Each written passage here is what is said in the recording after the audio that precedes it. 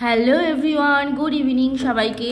তো আজকে একটুখানি বেরিয়েছিলাম, মেন একটা যেই উদ্দেশ্যে বেরিয়েছি তো সেই কাজটা তো হয়নি, কিন্তু আমরা যেহেতু যাচ্ছিলাম নার্সারির সামনে থেকে, আর গাছ দেখলে সত্যি সেই দিকটা যেন আলাদাই একটা আকর্ষণ তৈরি হয়ে যায়।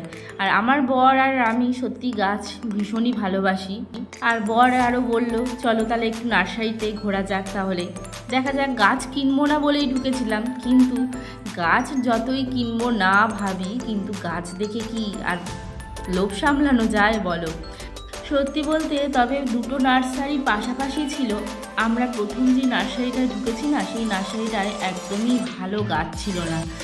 এই সিজনে একটা নার্সারিতে দেখবে যতই হোক সেখানে প্রতিনিয়ত সকাল বিকেল কিন্তু গাছের ভীষণভাবে যত্ন করে ওরা, কিন্তু সেই আন্দাজে গাছের কোনো গ্রোথ নেই। গাছগুলো পাতাগুলো যেন শুকিয়ে শুকিয়ে লাল হয়ে গেছে। আমি তাই বলছি যে তোমরা এত জল দাও, যত্ন করো, তা সত্ত্বেও তোমাদের গাছের এই অবস্থা। আর এই গাছটা দেখে আমার এত ভালো লাগলো, পরে জানলাম এটা নাকি কফি গাছ। তো এই গাছের যে ডালে ডালে এরকম প্লাস্টিক দিয়ে মুখগুলো বাঁধা, এখান থেকে নাকি ওরা চারা তৈরি করছে।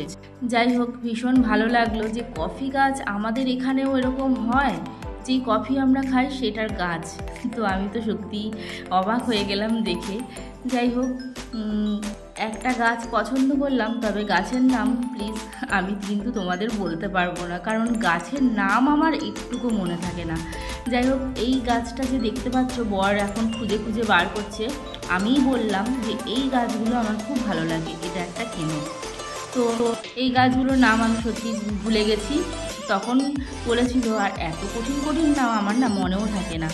যাই হোক, ওই নার্সারিটায় জাস্ট ওই গাছটাই কিনলাম, তারপর চলে আসলাম পাশের নার্সারিটায়। আর এখানে এসেও অবাক হয়ে গেলাম যে কত রকম জবা গাছ। তো যাই হোক, আমাদের বাড়িতে তো অনেক রকমেরই জবা রয়েছে, তবে এই যে এই জবাটা, এটা আমার খুব ভালো লাগলো কালারটা। এই কালারটা কিন্তু আমাদের এখনও পর্যন্ত নেই, তাই আমি বরকে বললাম এই কালারটাই নাও। একটা একটা করে অনেক রকমের জবা লাগানোর ইচ্ছা আছে বাড়িতে, তবে অনেক রকমেরই রয়েছে।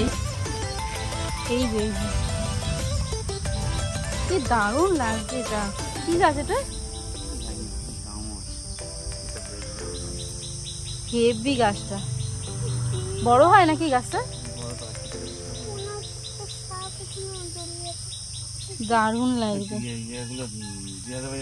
হেভি হেভি ফুল না। আর এই হচ্ছে জলপদ্ম।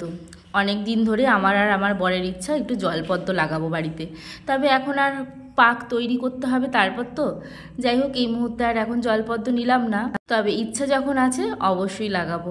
যাই হোক, ভিডিওটা তোমাদের কেমন লাগলো অবশ্যই কিন্তু কমেন্ট করে জানিও, আর ভালো লাগলে লাইক করতে একদম ভুলো না। তাহলে দেখা হচ্ছে আবার নেক্সট ভিডিওতে। চলো সবাইকে টাটা।